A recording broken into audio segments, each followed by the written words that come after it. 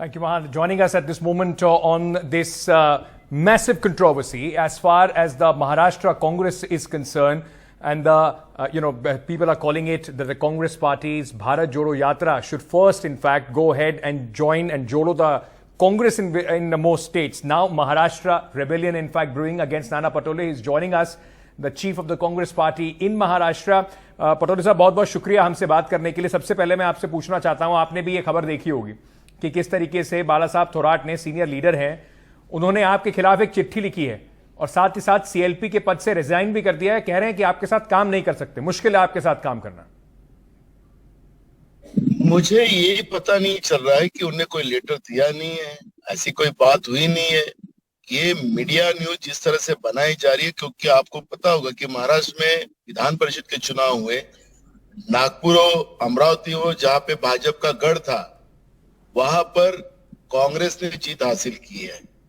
और ये सब इशू को डाइवर्ट करने के लिए बीजेपी के माध्यम से इस तरह की मीडिया न्यूज बनाई जा रही है. कांग्रेस में कोई फूट नहीं है. आपने देखा होगा कि कल हमने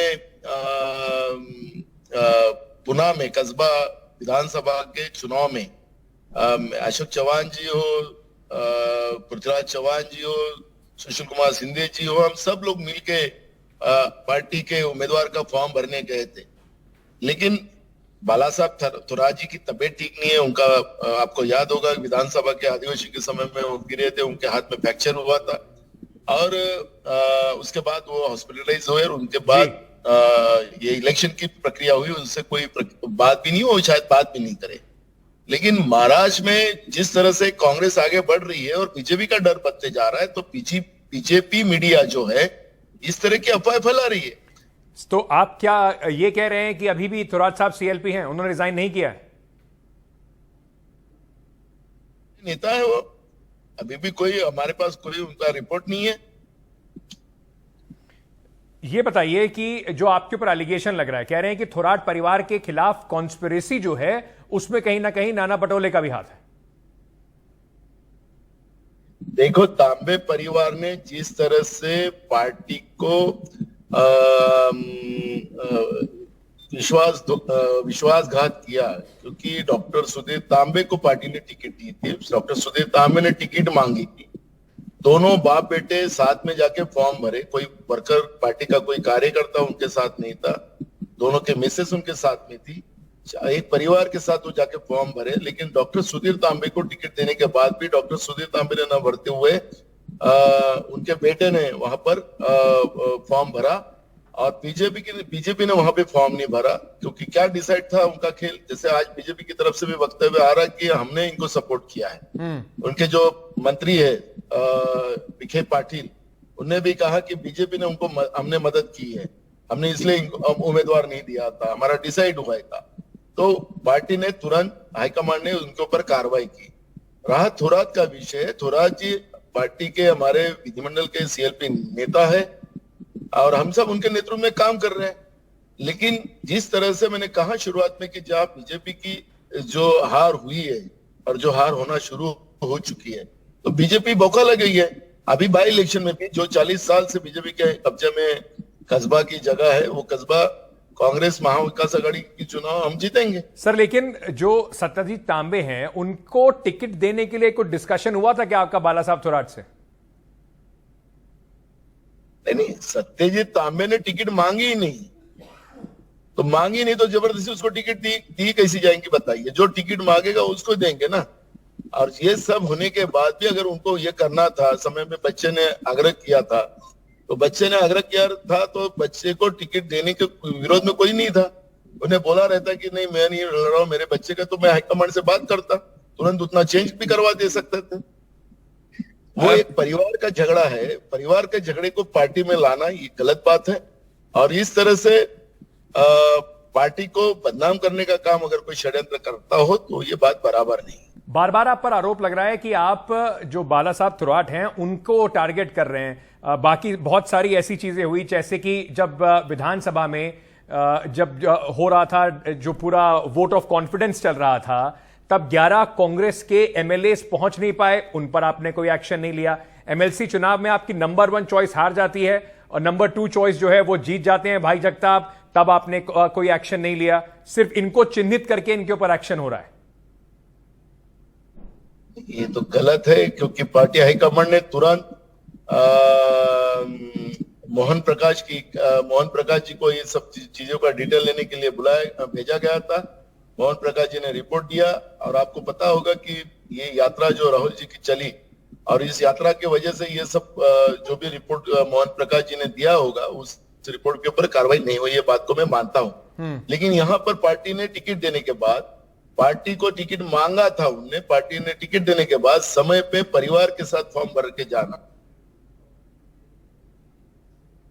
जी, पार्टी से विश्वासघात करना, ये बात को कहां तक कौन सहेगा। कोई पार्टी अपने किसी के घर की नहीं होती। पार्टी कई कार्यकर्ताओं के और विचारधाराओं से जुड़ी पार्टी होती है जी। और पार्टी के हाईकमांड ने टिकट देने के बाद समय इस तरह से पार्टी को अपमानित करना, और जिसका परिणाम पूरे महाराष्ट्र में कांग्रेस का टिकट लेने के बाद भी समय पे उन लोगों ने उसको नकारा, तो उसका मैसेज गलत गया। उसमें इलेक्शन थे तो भी ये सब होते हुए भी लोग कांग्रेस के साथ महाराष्ट्र में खड़े, मैं आपको बता रहा हूं।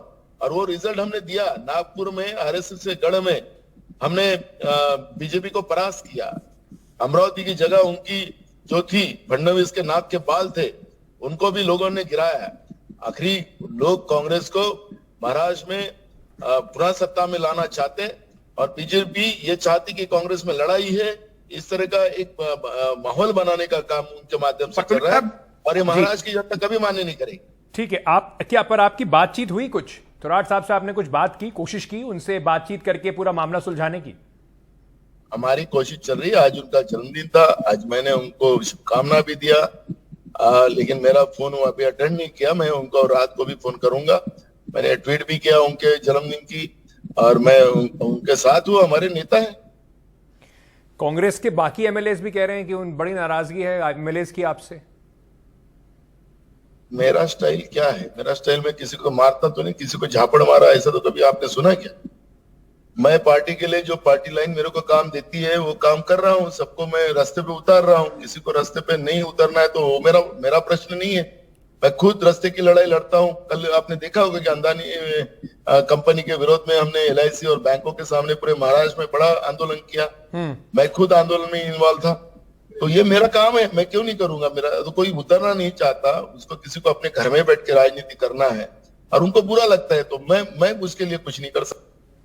मैं अंत में आपसे पूछना चाहता हूं नाना पटोले साहब, बार बार आप कांग्रेस का मजाक उड़ रहा है कि भारत जोड़ने निकले थे, कांग्रेस को जोड़ नहीं पा रहे हैं। नहीं, ये आपका ये मीडिया प्रेडिक्शन जो है वो थोड़ा गलत है। मैं आपको बता रहा हूं कि आपको याद होगा कि जिस तरह से बीजेपी केंद्रीय यंत्रणा का दुरुपयोग जो कर रही है और कैसे दबाव ला रही है कई नेताओं को, स्थानिक नेताओं को, उसके परिणाम क्या होते हैं उसे राहुल जी ने भी इस बारे का एक बड़ा अच्छा स्पष्टीकरण दिया था। हमें जो लोग जाना चाहते हैं उसको, मेरे को कोई किसी का विरोध करने की जरूरत नहीं, अच्छा है जो जाते हैं। तो मूल सब्जेक्ट है कि इसको तोड़ने वाला नहीं होता, लोग जुड़ना चाहिए। नेता ये ठीक है, नेताओं का क्या उनका प्रॉब्लम है, उनका व्यक्तिगत क्या है मुझे पता नहीं, जब हम बैठेंगे इसमें बात करेंगे। लेकिन राहुल जी की यात्रा के बाद में महाराष्ट्र में आपने देखा होगा कि रिजल्ट आना शुरू हो चुके हैं। तो ये जो बीजेपी जिस तरह से ये बना रही है, क्लाइमेट बना रही है, इसका कोई फर्क नहीं पड़ेगा। लोग कांग्रेस के साथ जुड़ रहे, जनता, आखिरी जनता राजा होती है और जनता अब कांग्रेस के साथ जुड़ रही है। और ये जो कोई क्लाइमेट बनाना अगर जी उसके कोई परिणाम नहीं होगा, मैं आपको स्पष्ट बताता हूं। चलिए सर, वो वक्त पे छोड़ देते हैं, उसके परिणाम क्या मिलेंगे। But one thing is very very clear. Thank you so much mister Nana Patole for joining us here on NDTV. The fact is one more headache as far as Mr. Khadge is concerned, as far as the Congress leadership is concerned, now coming in from Maharashtra, and you heard from one key principal player of this entire drama.